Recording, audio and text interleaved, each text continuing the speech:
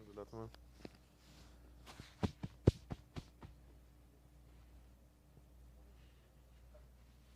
Yeah.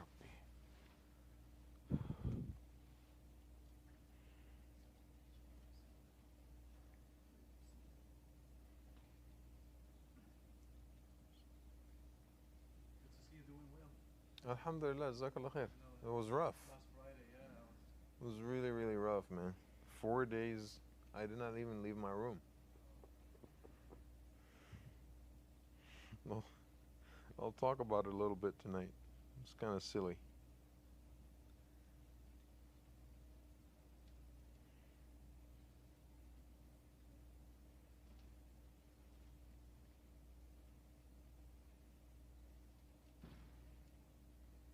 Assalam rahmatullah. Alaikum assalam. How you doing?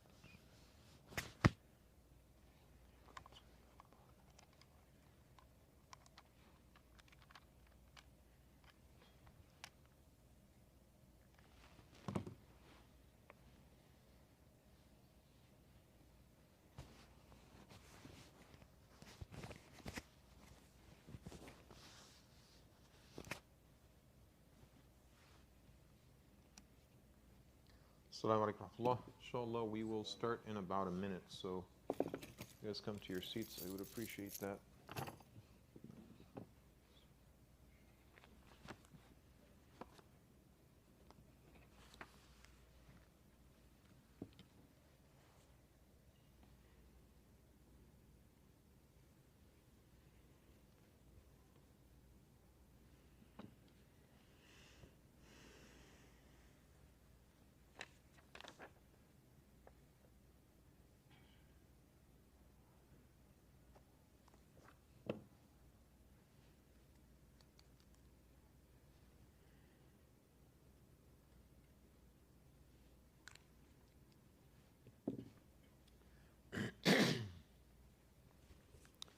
أعوذ بالله من الشيطان الرجيم بسم الله الرحمن الرحيم الحمد لله رب العالمين والصلاة والسلام على محمد وعلى آله وصحبه أجمعين. I begin in the name of Almighty Allah. I invoke His peace and blessings upon our beloved Prophet Muhammad sallallahu alaihi wasallam. I ask Allah subhanahu wa ta'ala to extend His blessings to the Prophet's family, to his companions and their followers and the men and women that walk in their footsteps. And I ask Allah subhanahu wa ta'ala to include each and every one of us and our loved ones among them. Allahumma ameen. My brothers and sisters, Jazakumullah khairan for joining us. This is the Tafseerah program. And it's been a long break. I think our last session was late March, if I remember correctly. So we've been off for definitely over 2 months. Apologize for that. We had the month of Ramadan, and after Ramadan there was Shawwal, there was breaks, there was Eid, there was vacations, there was people going back and forth, and then I had this whole back situation, that basically reminds you that you are getting both old and out of shape. So you need to do something about it, and not take your youth for granted, right? And for those of you who have asked and sent their prayers, I really appreciate it. Jazakallah khair, may Allah reward you. The story is really interesting, and perhaps since we are talking about Surat Al Baqarah, it would be actually quite fitting for me to tell you what happened. So I was actually involved in the slaughter of another Baqarah. And it was on someone's farm, and there was supposed to be a butcher to basically come, and I'm very particular with the meat that I consume. So mostly goats and sheep that are raised on farms. But this was the first time to go for a cow. That was like a big project for us. So this particular cow was born and raised on that farm. So fed grass its entire life. So I figured this is it.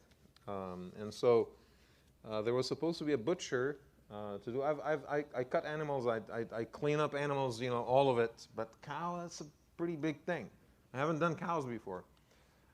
So I needed the help of a butcher, but the butcher was the funniest thing. If this was from a cartoon movie, it would be super funny, because a butcher who doesn't know how to do anything with the animal, all right? The most incompetent person I've ever seen in my life. And so we ended up doing most of the work ourselves, and what should have taken 2 hours ended up taking like 8-9 hours. And by the end of the day, I started feeling it in my back, and then in the morning I was completely out. So it took about a week for me to recover. So again, health is the greatest asset that we have from Allah subhanahu wa ta'ala. It's the greatest divine gift, and we thank Allah. Without health, you have absolutely nothing. And if you have everything and you don't have health, again, you're deprived of everything that is meaningful. So we thank Allah subhanahu wa ta'ala for this ni'mah, and I ask Allah subhanahu wa ta'ala to always help us use our health to do that which is right, to do things that are pleasing to Him, things that are good and honorable and beautiful in this world. And I pray to Allah subhanahu wa ta'ala to, for each and every one of us to keep and maintain your health, and to be blessed with long, fulfilling, meaningful lives that are used and utilized, in the service of the deen. Allahumma ameen. So back to the other Baqarah. We've started this journey, many months ago. Actually tonight is our 7th session of Surah Al Baqarah, and we're still at the very beginning, kind of scratching the surface. And one of the most incredible miracles of the Quran that I have, and I've talked about this many times before, is that the Quran does not seem to be something that goes old and obsolete. The Quran never goes obsolete. The Quran is always relevant. The Quran, even a story such as the story of the cow from Bani Israel, from the Hebrews, it still has tremendous relevance today. And I talked about this extensively, but I will remind you, inshallah. We're going to go through a quick summary of what we've covered before. As Rasulullah says in the hadith that Imam Ibn Taymiyyah narrated, لا تنقضي عجائبه. The wonders of the Quran never cease.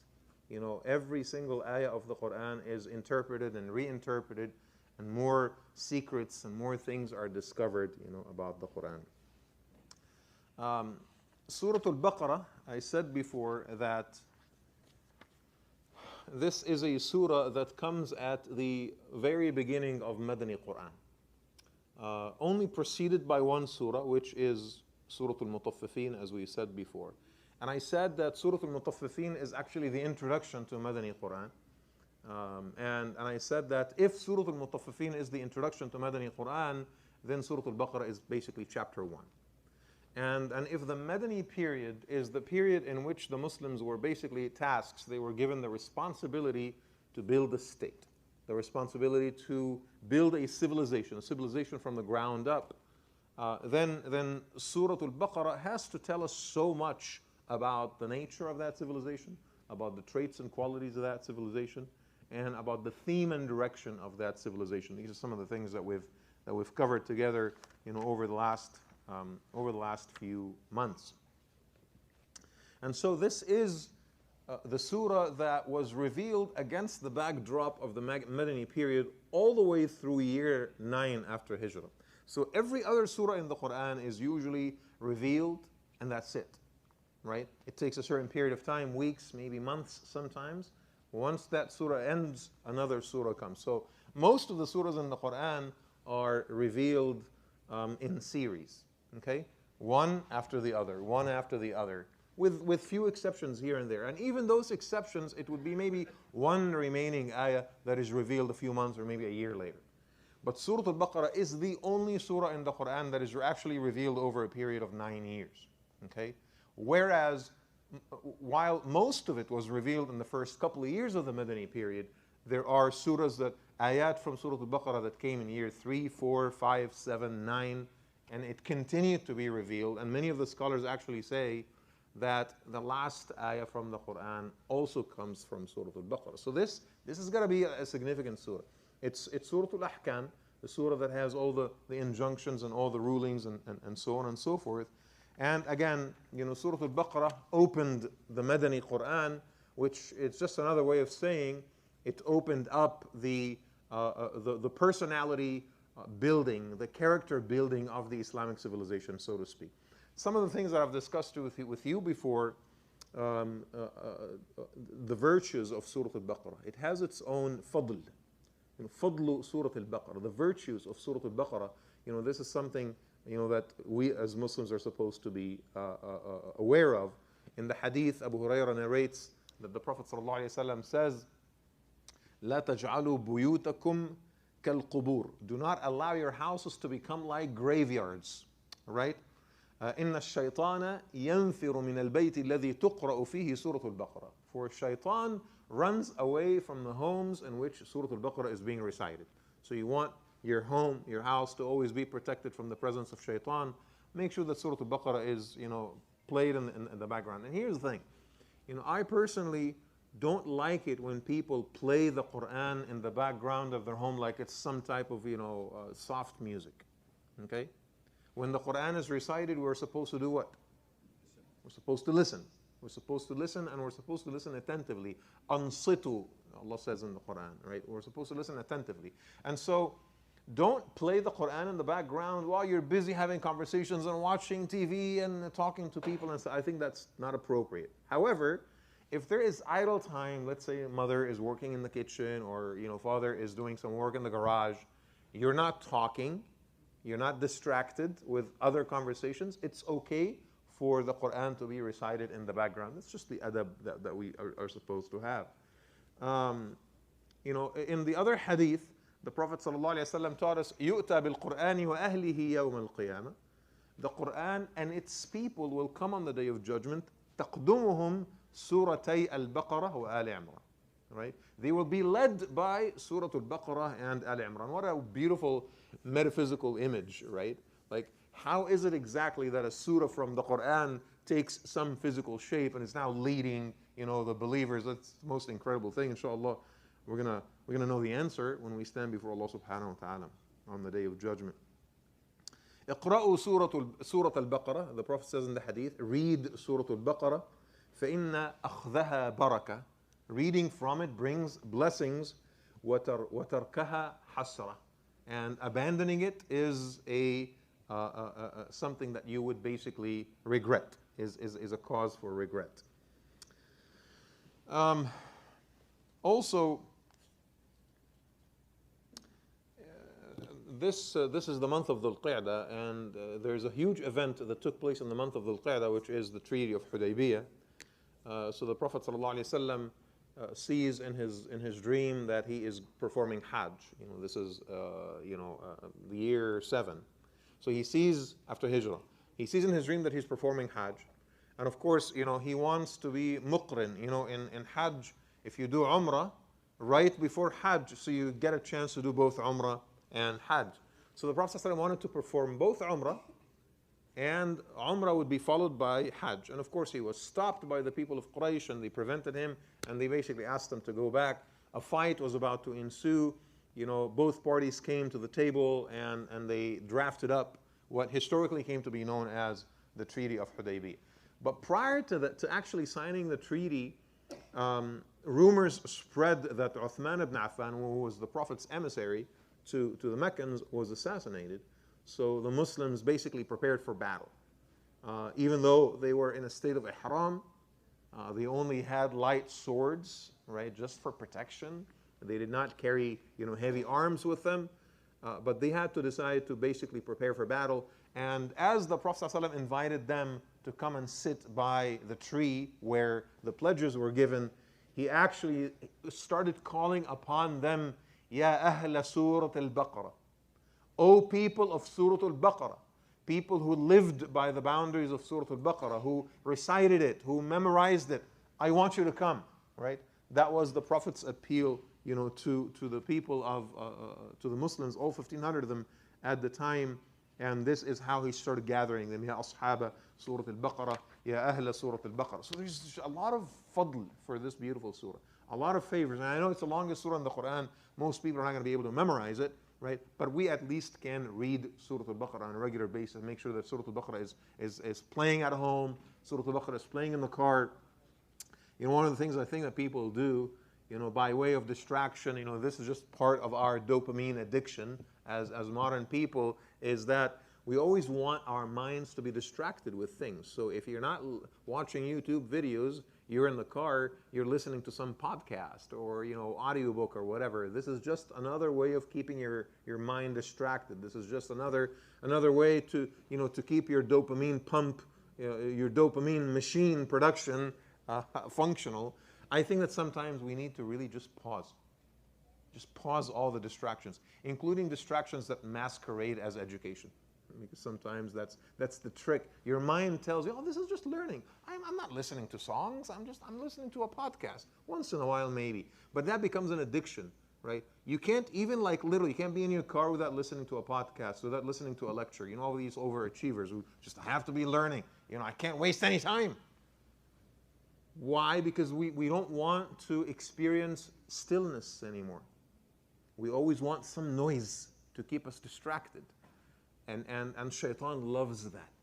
Shaitan loves to keep you hooked to some type of source of noise and source of distraction one way or the other. One of the most beautiful things that people do in order to kind of delete the distraction is to tether themselves to the recitation of the Quran. Right? Tether yourself to the recitation of the Quran. It's perfectly fine for you to be in the car and just the Quran is playing in the background.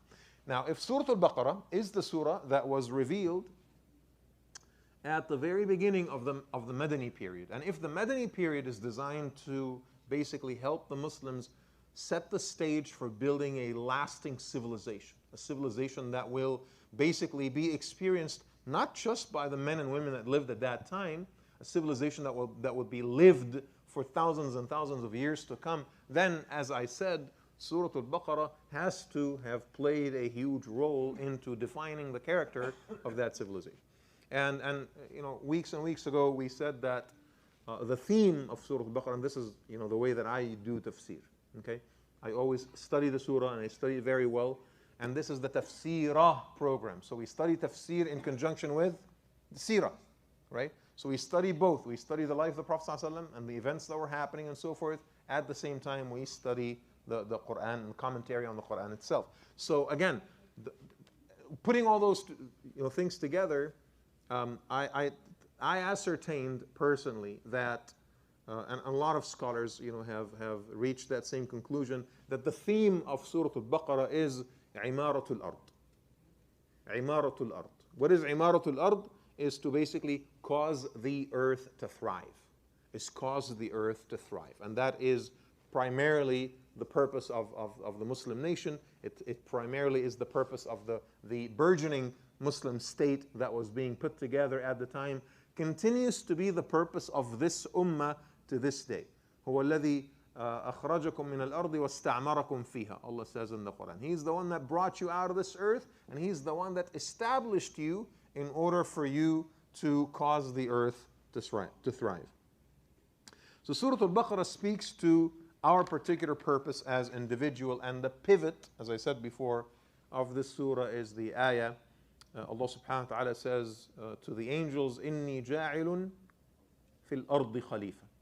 I will establish a trustee on earth. What is the purpose of that trustee on earth?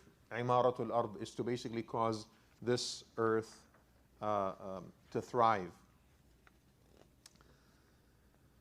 We posed the question, why is it that Surah Al Baqarah is called Al Baqarah? Why the cow of all the things? You know, some people would say, you know, the surah is named after an important theme that occupies that surah. Or there's a whole bunch of other themes. Yes, it has the story of the cow in it, but it has a bunch of other themes. Why not name the surah after something else? You know, what is the most important ayah in the Quran? Ayatul Kursi. Where is Ayatul Kursi? In Surah Al Baqarah. It would have made, if that is the foundation upon which surahs are named, then it would have actually made more sense for this surah to be named Surah Al Kursi. I mean, there's nothing greater than the throne of the Lord Himself. Yet Allah subhanahu wa ta'ala calls it Surah Al Baqarah. Again, if you don't understand the theme of the surah, you will fail to understand why the surah was named the way it was named. Okay? And that's what I wanted to talk about now for just a minute, again, to refresh our memories. I've already covered these things before. This is a surah about building a civilization, about cultivating the earth for the benefit of God and the benefit of man, right? And the process of building a civilization is a two-pronged process, okay? It's a shared responsibility between the divine and the human being. Who gives the injunctions? Allah subhanahu wa ta'ala. Who executes the injunctions? The human being. All right. So think of the military, for example. You know, it's the politicians that come up with the objectives of war. Okay. You know, quite corruptly, most of the time, right? You know, to serve some agendas of personal interest and power, hunger, and resources and money and wealth and so forth. But at the end of the day, it is the leaders of that country that decide, you know, when to go to war and who to go to war with and what are the strategies of war, okay? And then they send the objective. They say, okay, we're going to declare war. You know, like Putin, he's sitting, you know, somewhere in Russia, and he decided to go to war with Ukraine, okay? That was his decision. And then he goes to the generals and he says to them, okay, I want to go to war with Ukraine. It's not of the general's business to go and question Putin. Why? Maybe some of them did, and they probably, like, you know, he took care of them, right? Why do you want to go to war with the Ukraine, right? It's just none of your business. You know, I set the goals, you make it happen, okay? So the generals, they basically take the directive that comes from them to them from the political leader, and they come up with certain strategies. And you say, you know, there's a battalion that's going to go here, and there's the soldiers that will go there, and the Air Force is going to do this, and the Navy is going to do that. And then at the end of the day, the soldier, the rank and file soldier, the foot soldier receives a direct order. I want you to take your gun and to go to these coordinates and stand at that spot and just do nothing. The soldier may not understand. Why am I standing in the middle of the desert, you know, by this whole building, you know, just holding my gun for 12 hours on end? What's the point of doing this? Does the leader need to tell the soldier exactly why he's asking him to do the things? It'll be very difficult, and everyone is going to have a different opinion and different feedback and stuff like that. This is how, you know, commands basically flow in the hierarchy of military leadership, right? And so the directive to establish a civilization comes from Allah subhanahu wa ta'ala. How to establish that civilization is a shared responsibility between us and God. Remember, Putin did not say to the generals, I want 13 soldiers over here and I want 25 soldiers over there. He said, I want to invade Ukraine. You guys figure it out, make it happen, come up with a plan. Allah subhanahu wa ta'ala says, I want you to build a civilization. The qualities of this civilization are as follows, right? This has to be a moral civilization. It has to be an ethical civilization. It has to be God-centric. It cannot be expedient. It cannot follow instant gratification. It needs to follow these guidelines of the Quran and the Sunnah and so on and so forth, right? And then the overall objectives are given to us and we are supposed to execute it. Now that execution, the manner by which the execution takes place will actually vary from one time frame to the other and from one locality to the other. If you lived at the Prophet's time, you will use the existing technology and the existing knowledge and the existing resource in order to build that civilization. And in the year 2023, we are using different resources and we're doing it differently, but the goal is still the same. The objective is still the same. So Allah subhanahu wa ta'ala comes up with the directives, and He delegates to the human being how to implement those directives based on the limitations of their time and space and so on and so forth, right? It is, and that's why I say it a shared responsibility. Imaratul ard is a shared responsibility. The one that gives the command is God, and the one that executes the command is us, right? Now, let's go to the story of the cow and examine how the story of the cow unfolded, right? You guys know the story. Someone gets murdered. They don't know who murdered him. So, they come to Musa alayhi salam, and Musa alayhi salam receives wahi from Allah subhanahu wa ta'ala, and he says, اذبحوا بقرة. Here's the command from God. اذبحوا بقرة, slaughter a cow. Okay? Now what is it, that God plans to do here? Slaughter a cow, and then take a piece of that cow, piece of the meat, and strike the deceased with it. The person is going to come back to life, and then that person is going to tell who murdered him. All right? Now, I'm going to ask you, you're a Muslim crowd, you know the story, so of course you're going to give me the right answer, but I'm going to ask you, if you are at Musa's time, and Allah says, slaughter a cow, what are you going to do? Just find any cow. Just find a cow, right? Like I was thinking the whole day after I slaughtered the cow a couple of weeks ago, I was thinking this really better be worth it, this cow. Right? This is like the cow of Bani Israel right there. Right? Just slaughter the darn thing. Why do you have to keep asking questions, right? So instead of taking the directive from God and then using their own human resources and creativity and agency to execute that directive to the best of their ability, considering the circumstances that they're going through, they start doing what? They start asking questions, differentiating the cow, specifying the cow, and as they do this, they are making the process a lot harder and more difficult on themselves. And Musa alayhi salam played the game with them. Every time he gives them an answer, no, this is not specific enough. Tell us more. How about this? What about this color? There's so many yellows. Can you give us a more specific color? What about it? And then Musa alayhi salam really he truly rode the wave with them, right? And he says, لا ذلول تثير الحرث لا ذلول تثير الأرض ولا تسقي الحرث مسلمة بين ذلك لا شية فيها. If you actually follow these descriptions, that are incredible descriptions.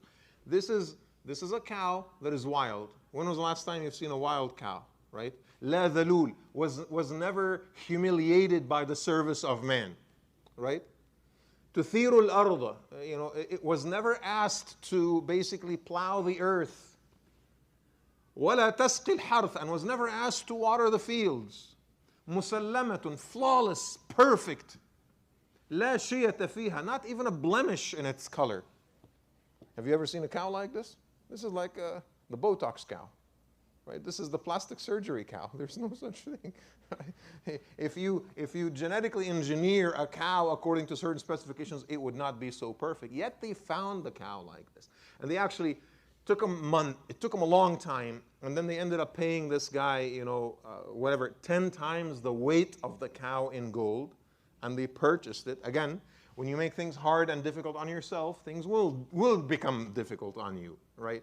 If you keep going to the imam and you ask halal haram questions and the imam gives you the answer and then you keep probing for more, trust me, I'll give you more. But you're just making your life a lot more difficult, okay? And here's the thing. You might say, well, come on. You know, they were just trying to do the right thing. They're trying to really understand what God commanded them to do. That's not what they were trying to do.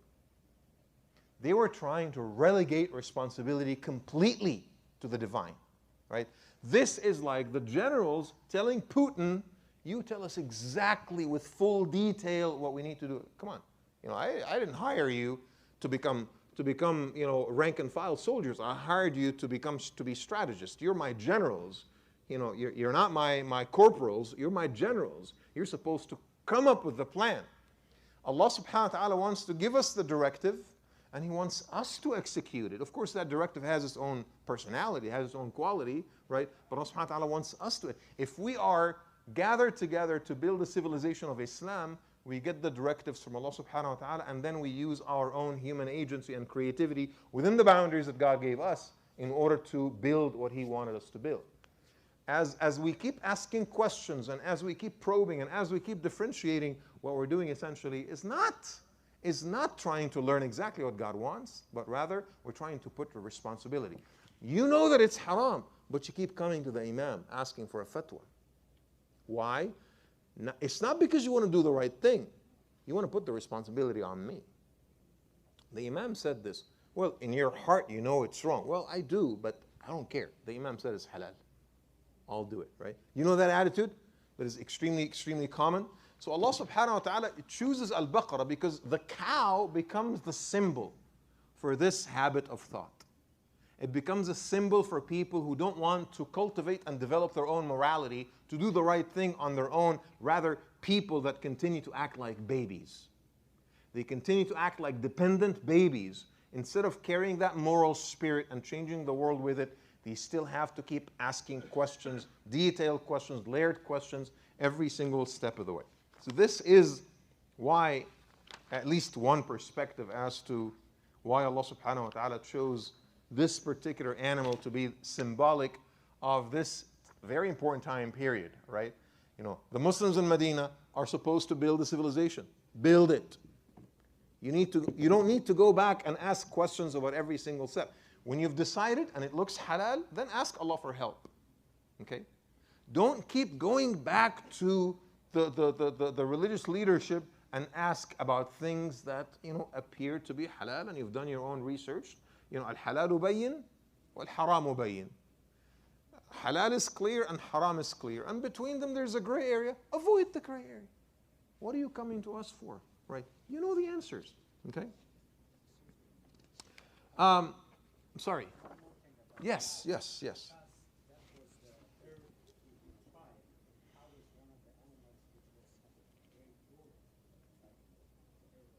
Which was? Like a lot of work was done by cow. Mm-hmm. And also human being was dependent on cow as well. Right. So it's almost like the cow was also symbolic for the instruments of that economy, right? And we talked about this a lot, if you remember, when we did Surah Al-An'am. But yes, I agree with that perspective as well. You know, it's in that, you know, agrarian economy, it's impossible to do without livestock. It's impossible to do without, you know, cows and so forth. And that was at the very center of it. So with this introduction, again, we've talked about how the surah is structured. All right.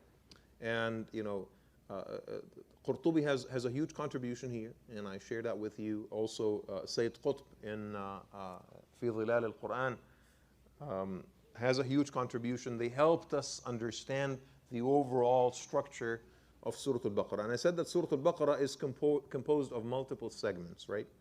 Segment number one, the fundamental prerequisites of Imaratul Ard, or cultivating the earth, you know, to thrive.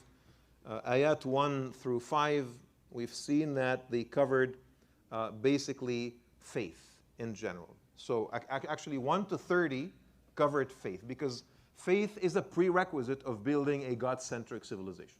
You cannot build a God-centric civilization, unless we have faith. One of the things I think of note is that all the way through the Quran, so you're talking pretty much from the dawn of history, from the very earliest documentation of history until the Quran, the premise was always that this universe is man-centric. Okay? You see this very clear in Aristotelian thought. You see, not as much in Plato, but you definitely see it significantly in Aristotle, right? The earth is the center of the universe. Everything revolves around us. Okay? And Christianity came and sort of adopted that same notion with the idea that man was made in the image of God, right? That man was made in the image of God, which, by the way, this notion has no parallel in the Quran. There is no such thing in Islamic theology that says we are made in the image of God. We're not made in the image of God. The Quran says, لَيْسَ كَمِثْلِهِ شَيْءٍ. There is nothing like God, okay? There is absolutely nothing. God is an unfathomable concept, right? And so, up until the Quran, humanity always believed that man was the center of everything. The human being was the center of everything. And Christians, kind of doubled down on this, and their very prophet became what? Became the Son of God. So man became God. And man became the center of everything. That was the culmination. And then comes the Quran and tells you what? That Allah subhanahu wa ta'ala is the center of everything, not the human beings. We revolve around God, not the other way around. Right? Nothing is dependent on us. لَخَلْقُ السَّمَاوَاتِ وَالْأَرْضِ أَكْبَرُ مِنْ خَلْقِ النَّاسِ. The Quran says. The creation of heavens and earth is much more significant and substantial than the creation of man. Who do you think you are? Right? Allah subhanahu wa ta'ala on this earth, right? Not everywhere else, but on this earth, wanted us to be His khulafa. But that's just another way of saying that we will revolve around Allah subhanahu wa ta'ala. We circumvent God, not the other way around. Okay? So we adjust our objectives to God's, not the other way around. Right? So 1 through 30 establishes one of the most important qualities of a God-centric civilization, which is faith. All right? And faith, and I've covered this already, so I'm not going to cover it again. 1 through 30, we've seen that, we talked about iman, we talked about kufr, we talked about nifaq, and we talked about what's in between, right? So we talked about people with strong faith, right? الَّذِينَ يُؤْمِنُونَ بِالْغَيْبِ and so forth. And then we talked about the exact opposite of that, overt rejection of faith, kufr, right? And then we talked about the covert rejection of iman, which is nifaq, or hypocrisy, and how dangerous this class of people is. And we also talked about, people who are just confused, who are kind of floating in between, and they need some guidance. All right? The other prerequisite of building a civilization is to basically learn from previous experiments. And Surat Al Baqarah shares with us very, very important stories. What are they? The story of, first one is Adam alayhi salam, right? That is a story that preceded every other story. And then there is the story of the Hebrews, the story of Bani Israel. So the story of Adam alayhi salam is to basically teach you, about how everything started and everything came to existence. The story of the Hebrews, the story of Bani Israel, is to teach you about what not to do. All right? This is not how you build a civilization. These are the things that you basically need to avoid. And then there is the story of Ibrahim alayhi salam, and the story of Ibrahim alayhi salam is the story of a perfect experiment, right? And Allah subhanahu wa ta'ala in Surah Al Baqarah shares with us plenty of notions about Ibrahim alayhi salam himself. وَمَنْ يَرْغَبُ عَنْ مِلَّةِ إِبْرَاهِيمَ إِلَّا مَنْ سَفِهَ نَفْسَهُ. Only the foolish of mind strays from the path of Ibrahim alayhi salam. وَإِذِ ابْتَلَى إِبْرَاهِيمَ رَبُّهُ بِكَلِمَاتٍ فَأَتَمَّهُنْ. Allah tested Ibrahim with commands, and Ibrahim fulfilled those commands. قَالَ إِنِّي جَاعِلُكَ لِلنَّاسِ إِمَامًا. I will make you foremost among men. I will make you a leader of men. قَالَ وَمِنْ ذُرِّيَّتِي. Lord, would you include my offspring with that as well? قَالَ لَا يَنَالُ عَهْدِ الظَّالِمِينَ. Nope. Because my covenant is so sacred, it is not extended to the wrongdoers. They have to earn it, right? And so the experiment of Ibrahim alayhi salam was the absolute most incredible, flawless, beautiful in every sense. You have a man that leaves his community as a fugitive, just him and his wife, Sarah, and his nephew, Lut. Lut even, goes into that little village and he lives there, and it's Sulaiman and his wife that, go to Palestine, then Egypt, then Palestine, then Mecca, then Palestine again, right? You would think that by the end of his journey, that he was not successful. Because Ibrahim is not like the Prophet Muhammad sallallahu alaihi wasallam. He was not successful in the sense that he was sent to people like Yunus alayhi salam, with the people of Nineveh. He was followed by 100,000 in the end. Ibrahim alayhi salam, at the very end of his journey when he died, there wasn't that many people that followed him, but it was his what? It was his offspring. He instilled the values in his offspring, right? And it was the values of Ibrahim alayhi salam that became the values of our ummah, right? He laid the foundation for that civilization. هُوَ سَمَّاكُمُ الْمُسْلِمِينَ مِنْ قَبْلِ. It is Ibrahim that gave us our very identity as a nation that surrenders to the Creator, right? And so the story of Ibrahim alayhi salam is a story of excellence, is a story of success, is a story of ihsan. And he lived by those ideals until the very end of his life. When he gathered, his children around his deathbed, and he asked them the age-old question, right? لا تموتن إلا وأنتم مسلمون. Do not die except in a state of Islam, because he felt that he has basically fulfilled his duty. So the story of Adam, the story of the Hebrews, and the story of Ibrahim alayhi salam. Section 2, the proper environment to cultivate this earth and to build a beautiful civilization. By the way, you might hear my words and think that, the leadership of our ummah will be working on these things. Erdogan, in Turkey needs to pay attention to this stuff, okay? No. Every single one of us, needs to worry about these things, because we are all kullukum ra'in wa kullukum mas'ulun an ra'iyati. Every single one of us is a shepherd, and every shepherd has a flock. You are responsible for a flock.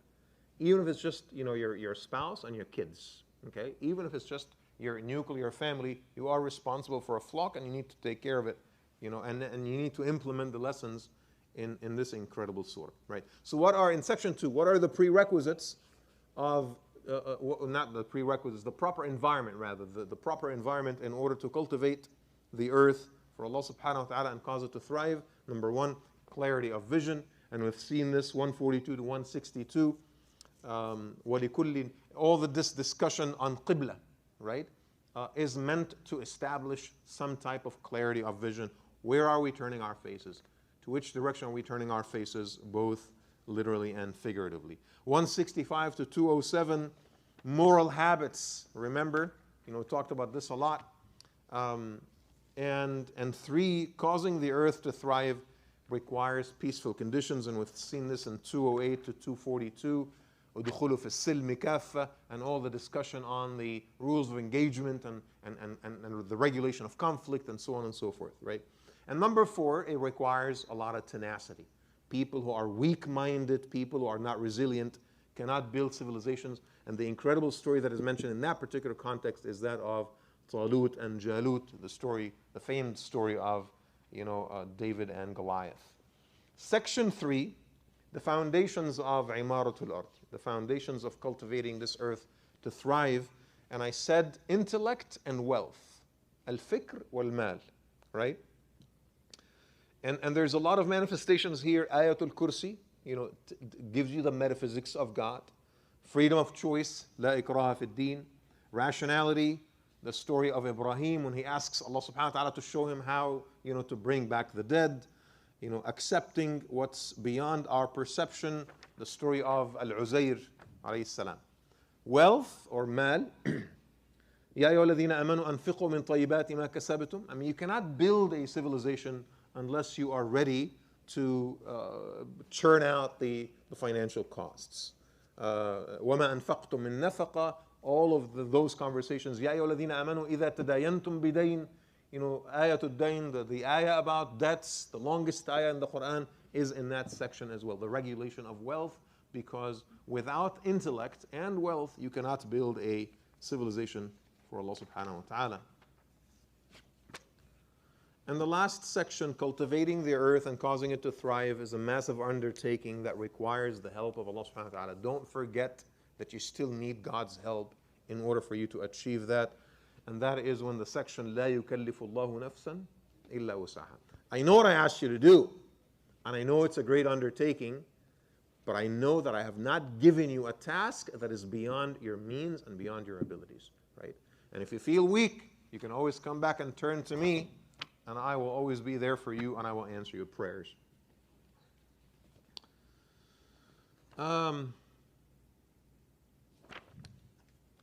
Again, we're reviewing what we've covered. The very first 5 ayat, we've covered those. They talk about faith, and they talk about the believers, and they talk about the foundation of that faith. ذَلِكَ الْكِتَابُ لَا رَيْبَ, this is the book without any doubt. We talked quite a bit about the meaning of يُؤْمِنُونَ بِالْغَيْبِ. They believe in the unseen. And I think I said last time, is that to know that there are things out there that are yet to be discovered is just a sign of humility. And to think that sense perception is the boundary of human knowledge is the most arrogant statement that anyone could ever make. It's a statement that cannot even be supported by science itself. There's no empirical statement that would ever say there is nothing beyond sense perception. So يُؤْمِنُونَ بِالْغَيْبِ kind of primes your faith and helps you realize that there are other things to be discovered, and there are things that cannot be explained by science, and there are things that cannot be proven experimentally in a lab, and which opens up the door for metaphysics, right? It opens up the door for what is beyond the physical world. It opens up the door for believing in things, such as God, things such as angels, things, such as jinn, and so on and so forth. Only the closed-minded would reject at least the possibility of something that exists beyond the physical world.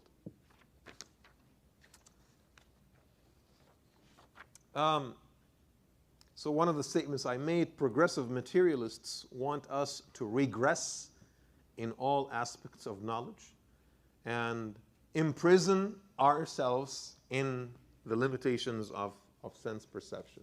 It's interesting that they call themselves progressive, yet they want us to regress. It's a false type of, a pseudo type of progressiveness. We talked about يُقِيمُونَ الصَّلَاةِ and what that means. And again, the goal is to build a human civilization that is God-centric, a human civilization that serves the purposes of God, a human civilization that is not driven by mere and sheer profitability. Okay, subhanallah, we live in an age where Western powers and Western civilization is on top, right? It's fine. It's the ebbs and flows of history, right? It goes up and down, up and down. We just so happen to be in a period where godlessness reigns, right? That's the reality of our challenge and on our test. And that's why if you think today about every measure for success, you will realize that it is a financial measure. Every measure for success. If you look at any company, in order to ascertain whether that company is successful or not, what are we looking at? What are the metrics? How much money they make? That's it. We're not looking at anything else. And if a company makes enough, we will automatically assume that that company is successful. Wow, I didn't think that business concept was going to work, but hey, It's one of the things that you hear about, just how creative people get when they build businesses in this day and age, right? This whole, there's websites, and I don't want to mention the names of those websites because then some curious people are just going to go look at those websites. So I'm not going to, I'm not going to honor those websites by dignify them by mentioning their names. But some of these websites, basically people who go and they post private pictures of themselves, videos, whatever, private activities that other people don't necessarily see. Like, you cooking in the kitchen, or you changing your clothes, or you taking a shower, or you doing the private things that people do in the privacy of their own homes, right? I mean, the web is littered with explicit material. You wonder sometimes, what is the sick desire that some of these people have? They want to know, I want to know the secrets of real people with real lives, and not some performers, right? Who are putting up product, okay? So they go and they subscribe. I'm 47. I thought that I know everything and that nothing surprises me. And then my kids tell me about things and I realize how naive I am sometimes, how innocent I am, right? Like literally, you realize how innocent you are. So people subscribe to those websites and they pay money so that they are constantly getting this feed from that person. You're getting the pictures, you're getting the videos, and you're getting the text messages. So you ask her, oh, what are you cooking today? And then she responds, and that somehow creates value. All right? And all these people are now going on that website either as content creators or as content producers and subscribers, and they're making billions of dollars. Of course, remember there was also another website that would facilitate infidelity. Remember that website? Where people who want to get involved in an affair would go and sign up. People are trying to cheat on their spouses. Of course, in the Western civilization, when profitability is the core value, such activities become legal. They are abhorrent and immoral, but hey, it's not against the law. And they put together a website that facilitates infidelity, where people want to cheat on their spouses. They go and sign up, and it creates favorable circumstances for you to cheat on your spouse and actually get away with it. Right? So the things that you hear are just absolutely despicable. Now, if profitability is the only criterion that is worth your attention, then it makes sense. They'll come up with whatever in order to make money. Imagine if you live in an era in which divine ideas and Islamic ideas reign the world, where people have to look not just into the profitability. I mean, I still have to make money and support my kids. Of course, I need to be a little bit profitable, but I need to worry about social cost. I need to worry about the environment. I need to worry about what people are doing to spend their times. I need to worry about my content that I'm putting out there in the world. Is it making the world better? Am I mending relationships? Am I bringing people closer to each other? Am I bringing people closer to God? Am I making people healthier? If you are a YouTuber today and you're making tens of millions of dollars, but you know that you're contributing to the mental health crisis, that you're contributing to atheism, that you're contributing to people having the higher rates of divorce, that you're contributing to people living less meaningful lives, would you ever be happy? I don't get it. Does it matter how much money you have in the bank when you know that you're causing so much harm in the world? A civilization that is man-centric, there is no end to where it's willing to go. But a civilization that is God-centric will always ask itself, what am I doing? And the way to achieve that permanent connection is يُقِيمُونَ الصَّلَاةِ. يُقِيمُونَ الصَّلَاةِ. You have to be establishing the prayers, because the prayer is what reminds you. Got to go back to the source. Got to go back to the source where all the directives and injunctions came from. Otherwise, you will basically take your own direction. And then we spent quite a bit of time talking about the meaning of kufr. Now we covered faith. We also covered the antithesis of faith, the exact opposite of faith, which is overt, kufr, rejection of God altogether, atheism and so forth, and what it means. And we talked about the meaning of the word kafara. And we spent quite a bit of time covering the concept of nifaq as well. And I said that the reason hypocrisy is worse than kufr is because it is the most sly thing. I was talking to some of the students the other night, and we drew a comparison. At the Prophet's time, they fought Abu Jahl and you know, all these leaders of Quraysh, right? Wallahi, Abu Jahl had more dignity in him than many people that we see today. Abu Jahl was straight up in his enmity. He was honest. I don't like you and I will fight you. I would rather see my enemy come, you know, 10, 15 miles away, as opposed to the one that pretends to be my friend, okay, and comes into the privacy of my life, and then I lower my guard, and I think that that person is going to be good to me. And then I realize that the worst stab from the rusty dagger comes from the people that are closest to you, who pretended, you know, to be your friends. In the khutbah today, we were talking about, you know, our stance on Pride Month and so forth. So I received a tremendous amount of text messages and emails, by the way, ever since Jumaa today. So I'm very grateful for all the people that engaged with this, and you know, thank you for your feedback. I really appreciate it. But I thought, like, it's high time for us to take a stance. Like, you know, it really, we needed to be very, very vocal in public about where we stand, because I'm realizing that there's young people in the community, for the lack of clarity, they are taking really strange positions, right? And so, without the Muslim community or outside the Muslim community, there's a war that is raging on, right? War between haqq and batil, war between right and wrong, and we are facing that war when we go to Target, when we go to Walmart, when we, you know, go out in the world, when we go to school, when we go to the hospital, right? Like, I don't get it. Like, when you go to Kaiser, why is there like this huge pride flag that receives you at the entrance? I don't understand. Like, I truly don't understand the value. You are a healthcare provider. Your job is not to take any sides on this matter. Even people who are sexually deviant and they are sick, they go to the hospital, we have to treat them, right? Like, a doctor is not going to say, oh, you know, I only treat straight people. You're not going to do that. You know, you're a healthcare provider. You're going to take of anyone that comes to you. You're not going to ask any questions about that person's background. Why? You're a hospital. Why are you telling everyone that you support pride or you don't support pride? What difference does that make? You're still going to treat people and help them regardless, right?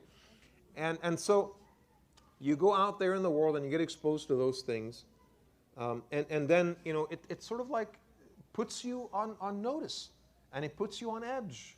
It's like, oh my God, the entire world is just, you know, gone berserk. People have lost their minds, right? And then you come to your family and you come to your community and you come to the masjid. It's like, guys, you're not going to believe what I saw today. People are talking about this and people are doing that, right? All of that we can deal with. Now, I want you to imagine you're a high schooler, a Muslim high schooler, and you go to school and you face all that stuff all day long. And then you come to the masjid at Isha and you see other Muslim kids affirming the same behavior. And you see Muslim activists that post Pride Mubarak.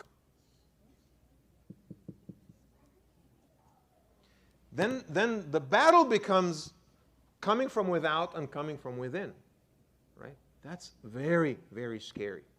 My daughter sent me a video yesterday of this woman that, you know, she calls herself a queer woman, right? And it's a TED talk, and, you know, she's wearing hijab, okay? But she's wearing a t-shirt. I mean, sisters, correct me if I'm wrong. I mean, that doesn't look right to me. But, you know, hey, what do I know, right? She's wearing a hijab, and then she's wearing a t-shirt, and then she's giving, you know, she says, you know, I'm Muslim, my name is this and that, and she's defending the right of, you know, so-called gay Muslims and stuff like that, right? And you know, all of this is one thing. But then she's going to the Quran. She's reinterpreting the Quran, you know, the way she wants. The people of Lut were condemned not because of homosexual behavior, but rather because of banditry and because of violence and because of gang rape and all these broken arguments that we've dealt with and we've disproven time and time again. It's so stupid.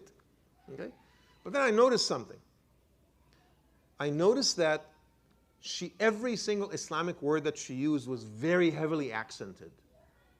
She would say Quran. Have you ever seen a Muslim that says Quran? Right? not even Muslims from the South. Even Louisiana Muslims are not going to say that, right? They're not going to say that, right? She would say, and Allah is merciful. Have you ever heard a Muslim that say that? So my theory, and then again, if you are really trying to project an image of authenticity, that you're a true Muslim, hijabi Muslim and everything, why are you wearing a t-shirt?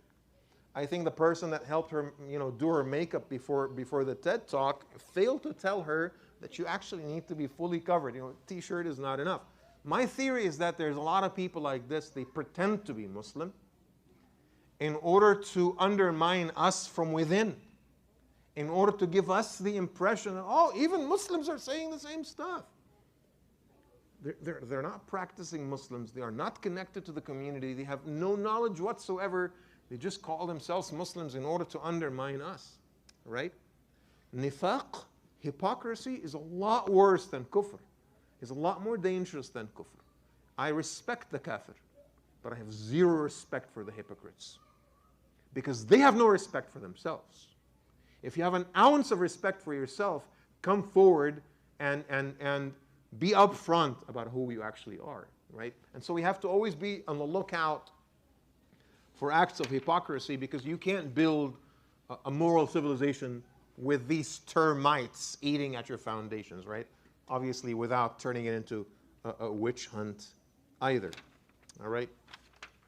And then this section ended, and the last section, and I have, inshallah, just a few more minutes, and we will finish, close to 8:15, inshallah, and then we'll pray Maghrib right after. But the last section that we covered was the very first story. We are supposed to learn from the experiments of previous civilizations, right? In order to build ours on the right foundation. And the very first story that we encounter in Surat Al Baqarah is the story of Adam alayhi salam. The story of Adam alayhi salam and the angels. And this is one of the most enigmatic stories of the Quran. It's an incredible story with a lot of puzzling details that have literally driven the scholars crazy for centuries. And that's one of the beauties of the Quran, is that it's always subject to our interpretive qualities. And so in ayah number 30, Allah subhanahu wa ta'ala says, وَإِذْ قَالَ رَبُّكَ لِلْمَلَائِكَةِ إِنِّي جَاعِلٌ فِي الْأَرْضِ خَلِيفَةً. So Allah makes a declaration to the angels. He says, I will establish a trustee on earth. I will establish a vicegerent on earth. What was the response of the angels?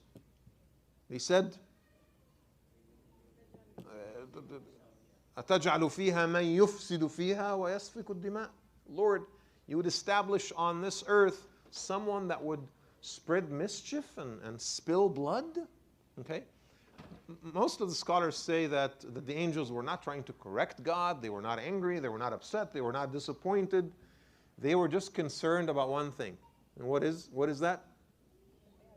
Al-istibdal. They were concerned that they're being replaced. It's almost like saying to God, Lord, just tell us if we are not good enough because we used to mention your name and celebrate you and worship you, are you replacing us with this new species on earth? Is that what it is?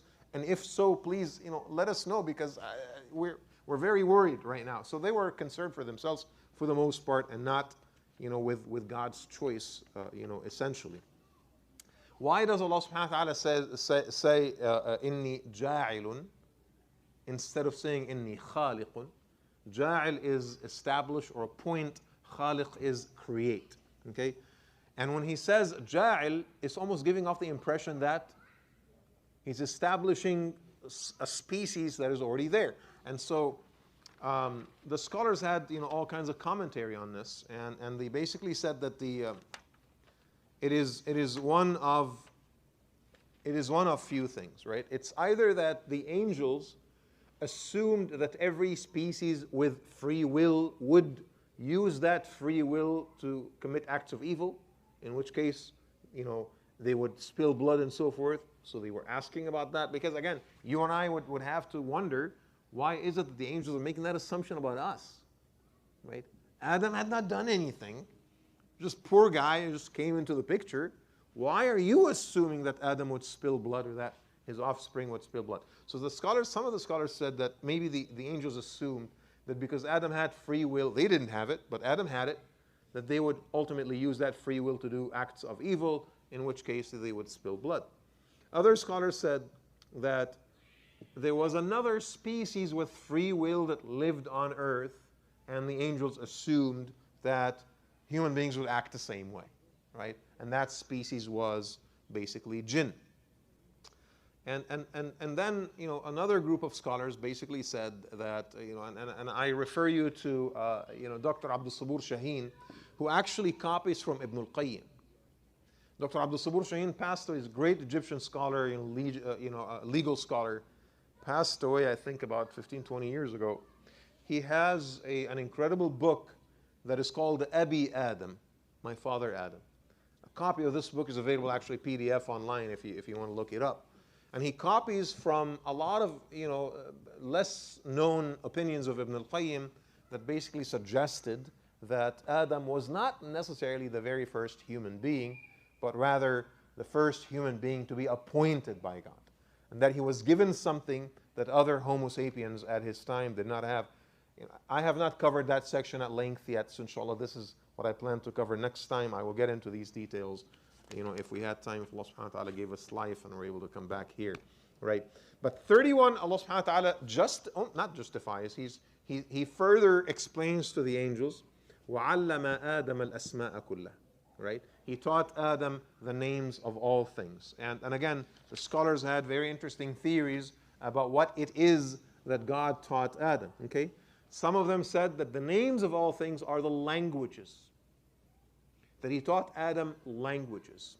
And again, when you think about it, if it's just him and his wife and there's nobody else, why does he need to learn multiple languages, right? You wonder about this, right? But perhaps it wasn't multiple languages, maybe it was just one language. So he taught him the ability to articulate using words, okay? And that was one of the very first things that Adam was taught. To distinguish us from animals, basically. Taught him grammar, taught him sentence structure, vocabulary, and so on and so forth. Some scholars said that the names of all things are the names of actual objects. This is a tree, that's a mountain, this is grass, that's a goat, stuff like that. Some scholars said that the names of all things are the names of the angels themselves, which is not as plausible. It would not be as beneficial. Some of them said that the names of all things describes the function of all things, how things are used, right? Here's how gravity works. You plant seeds in the ground, you plant an acorn, the acorn will become an oak tree, which is a power that none of the other species possessed before Adam alayhi salam. And some scholars said that the names of all things are the names of all of his descendants, everyone that came after him and his offspring. The perspective that I personally support is that Allah subhanahu wa ta'ala taught Adam the knowledge that he needed to build a civilization. If you don't understand the theme of Surah Al Baqarah, you're going to wander off into the wilderness. But you got to come back to the theme. The theme will guide you steps. You'll always, go back to the theme. You'll understand why. He's teaching, giving Adam the tools and the instruments that will be necessary for him to build his civilization with the aid of his wife and his children and so on and so forth, and to build something that will become a template for us to basically follow. And then Allah subhanahu wa ta'ala honored Adam alayhi salam and elevated him. وَإِذْ قُلْنَا لِلْمَلَائِكَةِ اسْجُدُوا لِآدَمَ. He commanded the angels to prostrate to Adam. And this is not sujudul ibadah. This is not the prostration of worship. Rather, the scholar said sujudul taqdeer. This is the prostration of respect. It's the prostration of veneration, not the one that we do to God. This is the one that people used to do to each other, and now it's become obsolete. We cannot make sujood ever except to Allah subhanahu wa ta'ala, right? And then comes the story of Iblis. Because there's one particular member of that group that refused to prostrate to Adam alayhi salam, and that is Iblis. On the one hand, فَسَجَدَ الْمَلَائِكَةُ كُلُّهُمْ أَجْمَعُونَ إِلَّا إِبْلِيسَ أَبَى. When I say all the angels prostrated except Iblis said no, then the assumption here is that Iblis belongs to the group. Because it says all the angels prostrated except Iblis, then Iblis has to be a member of the group. But in the other ayah in the Quran, Allah subhanahu wa ta'ala says, إِنَّهُ كَانَ مِنَ الْجِنِّ فَفَسَقَ عَنْ أَمْرِ رَبِّهِ. He was from the jinn and he deviated from the command of his Lord. So which one is it? Was he an angel? Was he from the jinn? Was Adam the first human being? Why is it that the angels asked questions about us spilling blood? And why is it that the angels have prior knowledge of our behavior? These are some of the things that I plan to address, inshallah ta'ala, next time as we finalize and wrap our heads around the story of Adam alayhi salam as the very first experiment of building a God-centric civilization. It is 8:10, and I will take some questions, inshallah. Give you guys maybe 5. What time is Maghrib tonight? 8:25, right? So we have a little time. We have a little time, inshallah, maybe 10 minutes. And then we go make wudu and get ready for Salatul Maghrib, inshallah. Yes.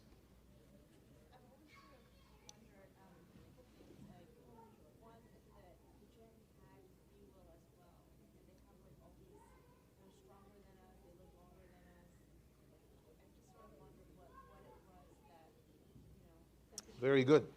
Sister is asking, she's wondered before whether jinn had free will or not, right? And, actually, if you guys go to Surat Al Jinn, I'll refer you to the exact ayah so that, you are not confused about this. So they do have free will, okay? Because in Surat Al Jinn, Allah subhanahu wa ta'ala says, وَأَنَّا مِنَّا الْقَاسِطُونَ وَمِنَّا دُونَ ذَلِكَ كُنَّا طَرَائِقَ قِدَدًا. Some of them are fair and some of them are not fair, okay? Some of them do the right thing and others do not do the right thing. What does that imply? That they make their own choices, right? But here's the other thing that I wanted to point your attention to that is actually quite cool. Ibn al-Qayyim talks about this a lot. Where is it?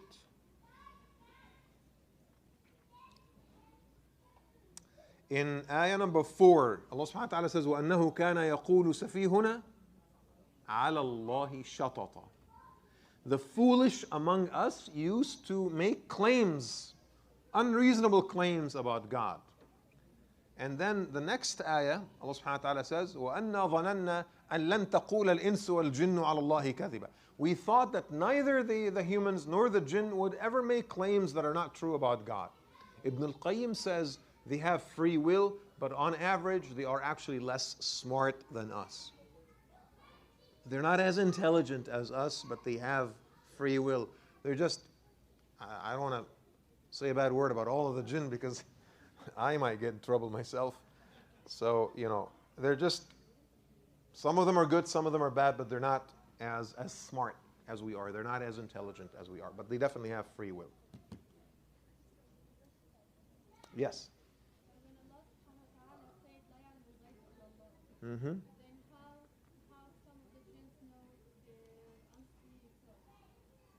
So the sister is asking, why is it that some of the jinn knew the unseen? Okay. Before Islam, the jinn used to travel into, the heavens, and they used to eavesdrop. They used to hear what the angels are saying, and they used to bring that information and give that information to the soothsayers and give that information to the sorcerers and stuff like that, and people that use the help of the jinn in order to achieve and advance, on this earth. And that's why, وَأَنَّا in Surah Al Jinn, وَأَنَّا كُنَّا نَقْعُدُ مَقَاعِدَ لِلسَّمْعِ. We used to travel and position ourselves to eavesdrop and hear what is being said in the divine realm. فَمَنْ يَسْتَمِعِ الْآنَ يَجِدِ لَهُ شِهَابًا رَصَدًا. After the Prophet ﷺ came, there is shooting stars that would destroy those jinn if they ever tried to. So now they're all confined to the earth. Why? Because everything that we need to know about the divine has already come to us in the form of the Quran. That's it. There's no need to try to eavesdrop anymore and sneak some information. So all of this happened with the will of Allah subhanahu wa ta'ala and the permission of Allah Azza wa Jal anyway, but it stopped when the Quran came down, basically. Yes.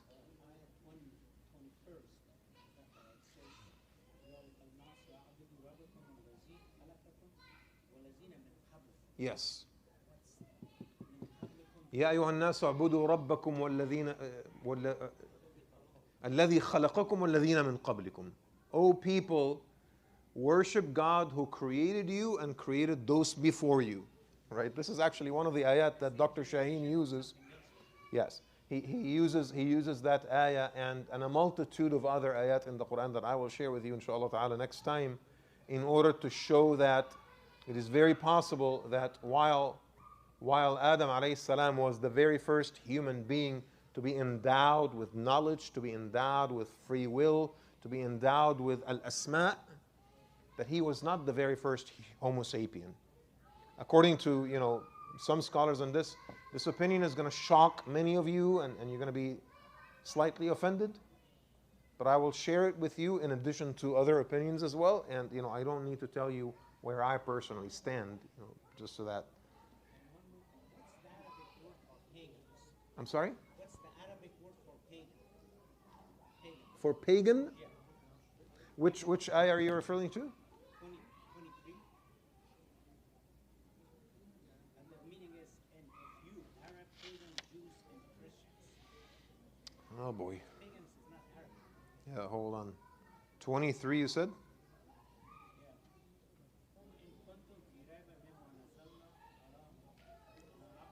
Naha.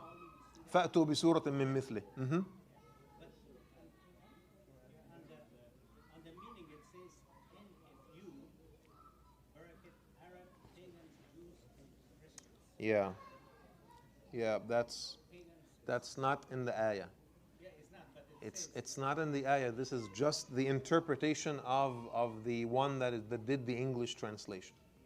The translator assumed that this is about the pagans and the Jews and the Christians. Okay, so I mean, If there is any Arabic word for pagan, kuffar is usually the word that is used. it's people we don't believe in. Yeah. But there is any specific word for Mushrikeen, people who used to worship idols, it would also be another word for pagan, but it certainly is not mentioned explicitly in this ayah. This is the contribution of the translator, so you have to be careful with everything in parentheses. Yes. Any other questions? Yes.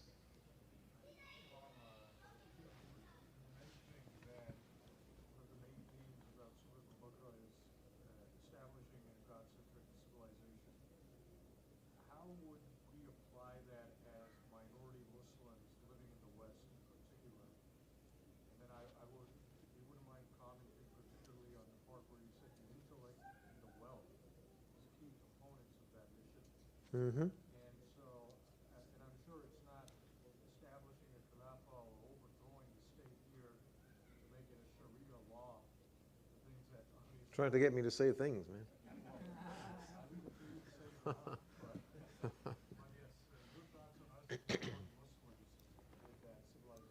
So the question is, how is it that we are capable of establishing a God-centric civilization if we are a Muslim minority that lives in the West, and how does that play out with, the two prerequisites of building a civilization, which is intellect and wealth? The answer could be very long, but I'll give you, the much shorter answer here. What I said earlier is that we have to make sure that we establish these values in our own families first and foremost, right? So your family needs to be a unit that inspires people around you.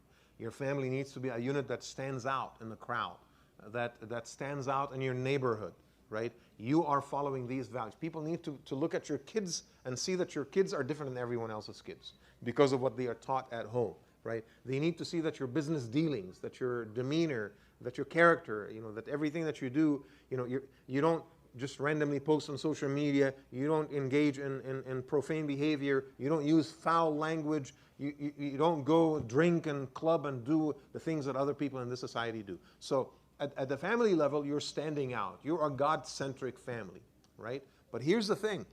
that God-centric family comes together and bands together with other God-centric families, that creates what? It creates a community, right?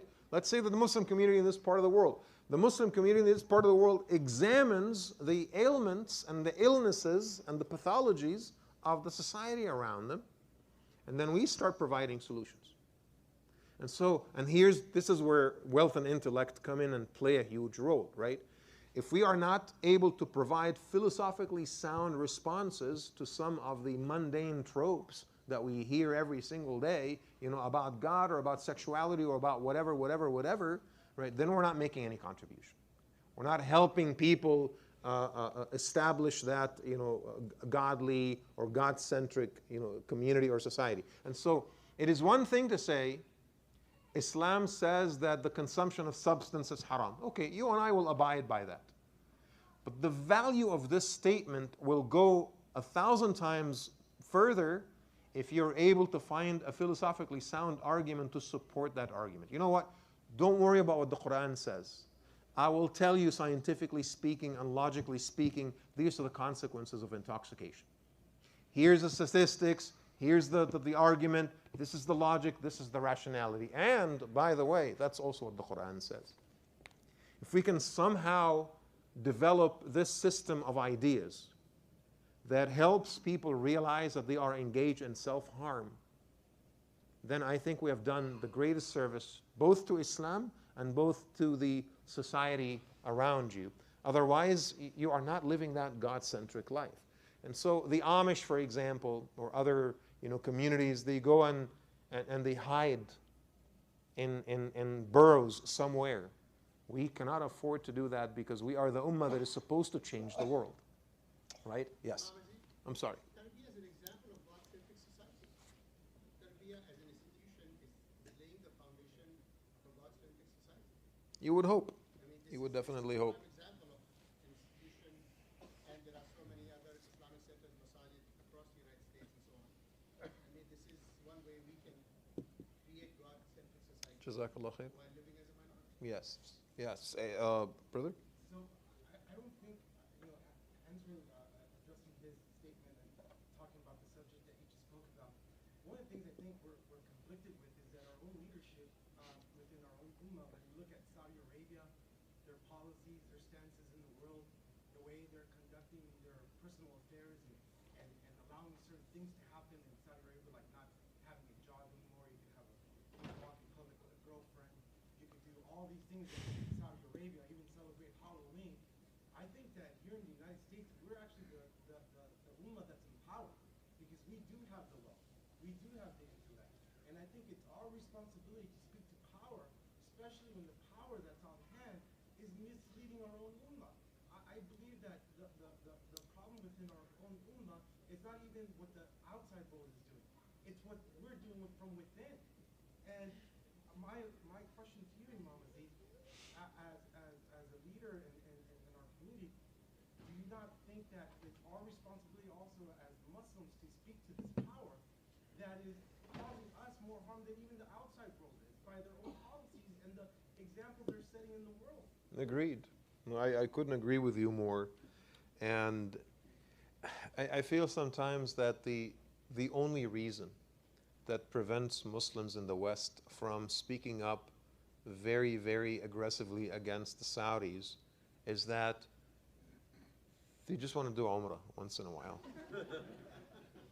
And they're concerned that if they become too vocal, they're going to get in trouble and they're not going to be able to enter Saudi Arabia, or worse, get arrested or something. I swear to God, I'm not even joking. This is the only reason. Or perhaps even get killed, right? May Allah protect us, right? And so, they seem to have a history of, dealing very aggressively with their opposition, right? Aside from that, I agree with you. You cannot build a God-centric civilization if you don't speak truth to power. You cannot be a God-centric civilization if you are allowing for injustices to go unpunished, or at least, uncommented on. Like, we have to at least take a stance and see what's going on. I've personally stood on the pulpit and I talked about the situation with Imran Khan in Pakistan. I talked about, Erdogan in Turkey. I talked about what's happening in Egypt. I talked about Anwar Ibrahim in Malaysia. We have to engage ourselves in these conversations. But I think that Omar's question had a lot more to do with what we can do locally in our own little community and the things that we're able to control with our own hands right here, right? There are things that we can do globally and internationally, for sure. But I think that most of our effort should be directed at what is it that we are able and capable of doing as a Muslim community right here in the capital of the most powerful state and the most resourceful state in this union, right? It is unacceptable that we live in California and there's like 1.5 million Muslims that live in this state, and we are not, and that we live in the Sacramento area and we don't impact policy. And that day in and day out, extreme left-wing, very liberal policies get enacted every single day, and we are just watching this and letting it happen.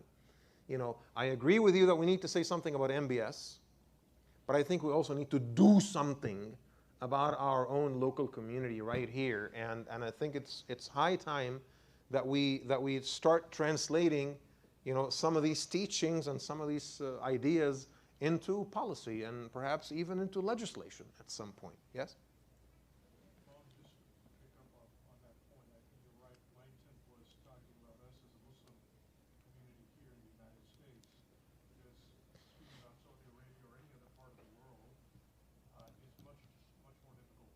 And so you're right. The question I was just going to piggyback off of was, when we're talking about left-wing policy or right-wing policy, which way do we go and which side do we go on, and so on and so forth. I worry, and this is where maybe the intellect component comes in. We have to be wise in when and how we're making statements against whom and where as well. Personally, and I'm open, this is an opinion of mine, and I'm open for a discussion with anybody here. I feel sometimes the LGBTQ rhetoric that is coming out of our mosques might be a double-edged sword. If we are talking about another minority community, as deviant as they are, and as much as we may say and believe that they are, haram and doing haram, we're engaging into something that may come back to affect us as a Muslim community by being labeled as xenophobic as well, or by having the same freedoms that we might combat against them be taken away from us in our rights to practice as well.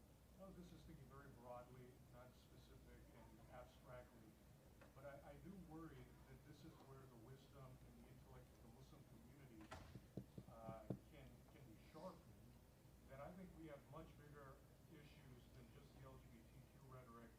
You can go down the list, the foreign policy, economic policy, health policy, drug and substance abuse policy in our own communities that may or may not be left, right, or center, but we need to be talking about that. But our communities and sometimes our leaders are making a boogeyman about an LGBT community, which may or may not be the wisest approach as a minority community. Now, of course, if we're living in a Muslim egocentric community, absolutely, that's a different discussion altogether. But as a minority community, I think we have to be much wiser, and we may be opening the doors for, not being taken seriously or being even marginalized even further. We don't pick and choose our positions wisely. I don't think that I have enough time to address that. We need to finish. It's 8:29, so we have to stand up, inshallah, for Salat al-Maghrib. But I wholeheartedly believe that this is the time. This is the time to stand up against deviation. We win not through expedient tactics. We win if we are on God's side. God is the one that protects the deen, not our wisdom and not our gimmicks. It's not our plotting that protects Islam. It is Allah subhanahu wa ta'ala that protects it. And this is not just about winning in this dunya. It's also about winning in the akhirah. What point is it if I, supported activities that are burning down the house and then at the very end I only have nothing but ashes left? What did I protect? When I stand before God and I have absolutely nothing in my record because I've enabled activities that burned things and burned communities and burned morals and burned values, what do I have left? Is that I attempted to make the world slightly better in a material sense, and then I lose everything when I stand before God, and I lost myself and I lost my spiritual compass in the process, and I turned the deen into a tactic as opposed to a position that is honored and respected, a position that is given by God, not given by us. You know, it is only the Creator that knows which direction things will head, right? But what we know for sure is that if things go down, we better make sure that we are on the right side of history. Because history is littered with people who try to hold a stick from the middle.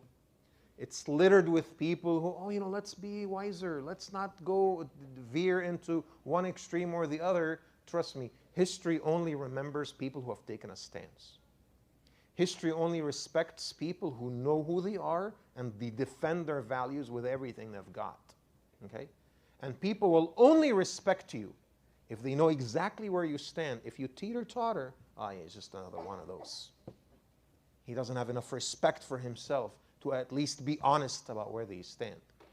You know, when the Supreme Court legalized gay marriage 7-8 years ago it was, and I posted on Facebook 9 points as to why I was opposed to that position.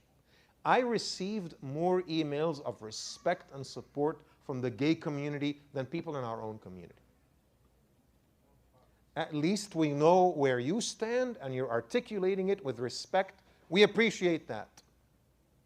As opposed to people who will literally hold us from our necks on the day of judgment, and they will say, why didn't you give me advice? Why did you allow me to reduce myself into self-destruct mode and to destroy my life and to be confused by misinformation? You were the only Muslim I knew. Why didn't you say something about it? Why didn't you take a stance? Why did you let me do this to myself? You call yourself a part of the best nation brought to mankind? I don't want people to chase me before Allah subhanahu wa ta'ala on the day of judgment and to accuse me that I did not do my part trying to make my world better in accordance with God's rules and in accordance with God's laws and common sense, by the way. You know, the side that we're on is just simple, basic common sense. In order for us to be wiser in this day and age, that means we are being expedient and we are being complacent, right? That means we are letting people who wake up in the morning, enabling them to make a subjective decision to change their gender and to change their orientation and suffer because of it. No, I would rather that they hear us say, this is wrong. And it hurts you. It hurts you in this life and it hurts you in the next. You have the freedom to do whatever you want. I'm not interfering in your affairs. But if you ask me for my opinion, what you're doing is wrong. I need to be the absolute loudest about this. Now, I also agree with you that I cannot confine my battle to this area and be distracted by it and forget about the other battles that need to be fought. There is the battle for social justice. There's a battle for economic opportunity. There's a battle about tyranny and democracy. There's a battle about foreign policy. There's a battle about drug abuse and intoxication. There's a million other problems. I agree with you. As Muslims, we can't just pick one and allow ourselves to. But the problem, Omar, is that in this particular arena, we've done nothing. We've done nothing. Our leadership in the Muslim community has always teetered towards the liberal side. Confused our own kids, confused our own children. We see a sizable minority of young Muslims now who are taking positions in support of that. And you ask them, they say, well, the brother so-and-so from this organization said it was okay, right? And that is a very malignant state of affairs. It's a malignant state of affairs. So I say, I'm not trying to invest myself in this and make it the cause of my life. I just made my stance heard once, and that's it. I'm moving on to the next, and the next, and the next. The battles will keep coming at us, and we're not going to be able to we don't choose where to stop. Allah subhanahu wa ta'ala chooses where to stop, right? Just one sentence. Yes. No disagreement about that position, and obviously the Quran is clear, but it's how, when, and where we go about it that makes all the difference. And so that's all I wanted to know. Please. If I may, Omar, good point. Um, in my short academic career, though, I will say that when you're very political about things, you might gain in the short term, but if you're political, you tend not to set boundaries. Instead, you're dancing around not being hated by anyone.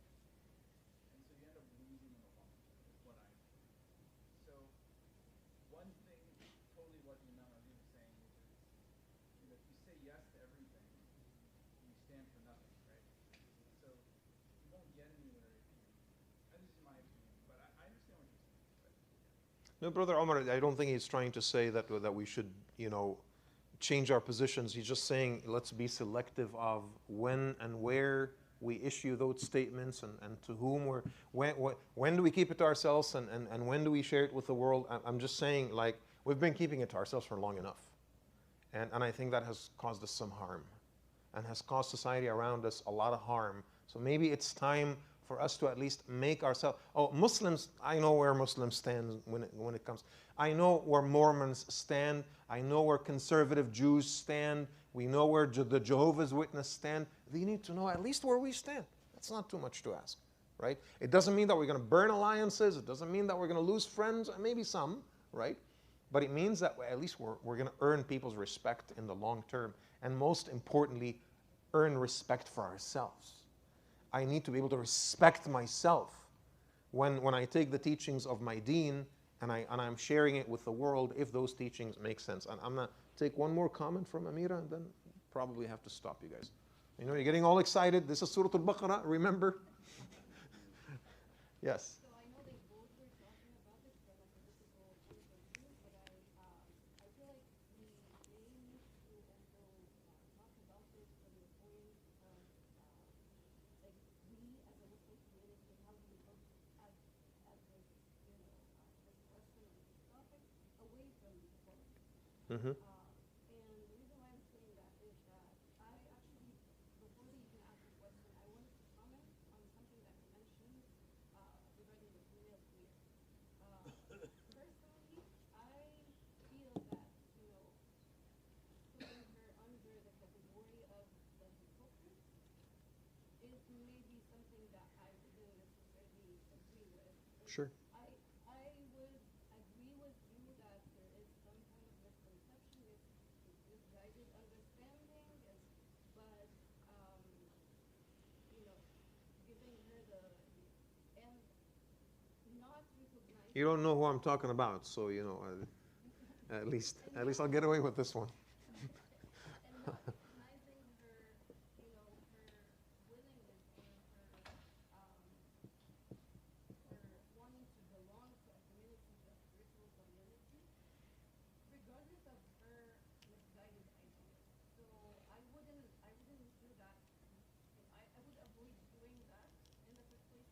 We as the Muslim community, and then regarding the LGBT community, they do something that we believe is wrong. Christians, we believe that they have also some kind of wrong beliefs.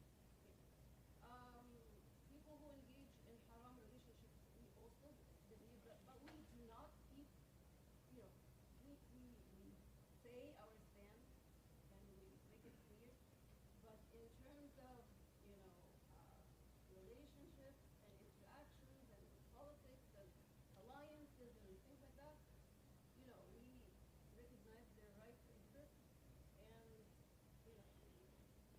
but I mean, for some reason, I feel like the LGBT is the excluded out of all the other groups that, make mistakes, and they are humans. But see, there's a huge. I agree with the first point you made, Amira. But I think the second point that there's a huge difference between. My neighbors are all non-Muslim. Okay, I live in Granite Bay. Okay, they all drink. They all. Okay, I shouldn't say all, but many of them, commit acts of infidelity. and they eat pork. Okay? I'm okay with that. It's none of my business. But if they create the association of cheaters and make that into some type of a political platform and start preaching the idea of cheating as right and good and something that we should all celebrate, I think you and I are going to stand up against them, right? As long as sin is practiced in the privacy of the home, this is something that you do, you have not politicized it, you're not asking society to celebrate it, that's your business. Christian groups or Mormon groups or other groups, they don't come and impose their ideas on us. They respect what I say and where I stand. My neighbor knows that I don't drink alcohol. He drinks alcohol. We still talk in the morning when we're cutting our lawns and we chit-chat about things. That doesn't bother him and it doesn't bother me. But the minute my neighbor creates the association of alcohol is the most amazing thing in the world, I'm going to issue a statement against that. And I will say, no, actually alcohol is harmful. Now that you're making it into a political matter, I will have to respond to you. And when I see that my kids are now thinking, well, Dad, I mean, that organization says that alcohol is good, The Quran says it's not good, but that organization says alcohol is good. Maybe we just need to agree to disagree. That's when the fire is coming into my home. We did not make this political. They made it political. You want to be gay, you want to be whatever you want to do, just be whoever you want. Are you asking that society respect your choice and not harm you and hurt you? And absolutely, right? Are you asking to be afforded the same equal measures of protection under the law? 100%. I'll be the first to protect that. But the minute you sneak into my house through social media and through Netflix, and you're teaching my children that this is a healthy alternative lifestyle to my archaic way of life, no, I'll stand up against you. And I will use every resource at my disposal to fight back. I will use religion, I will use logic, I will use reason, I will use philosophy, I will use politics, I will use every legitimate path in order to push back against us. Because I didn't pick a fight with you. You're the one that picked the fight with me. I'm just minding my own business. I am the Muslim minority. I'm already scared. You're the one that came into our world, and you're the one that's trying to change how we live. I have to push back against that. The Christians and the alcoholics, they did not do that. They did not come into my home and preach their way of life, against me.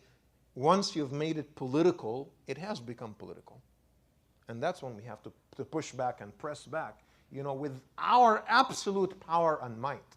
But I do agree with you, and I do agree with Umar, that this cannot become the defining battle of our generation either. This cannot become the only thing that consumes us 24/7. I think that would be wrong. There are other things when we cannot be distracted. But I get judging by myself and most of the imams I know, this matter occupies less than 5% of our energy. All right? We are not busy 24/7 attacking members of that particular community, right? And I don't use their acronyms, by the way. And I don't think that we should dignify their acronyms by mentioning them in the masjid, okay? I don't spend more than 5% of my energy talking about it. It's not a subject that we discuss at home. I am more concerned with atheism and other things, right? And so I do agree that this cannot be the one thing that we talk about all the time. I think that would be absolutely foolish. I think we're probably going to pray first, and then we can talk individually. I'll stick around. If you want to unleash more anger on me, I'll be here, inshallah. We'll pray Maghrib, and then we'll continue, inshallah, the conversation individually. Jazakallah khair. Assalamu alaikum wa rahmatullah.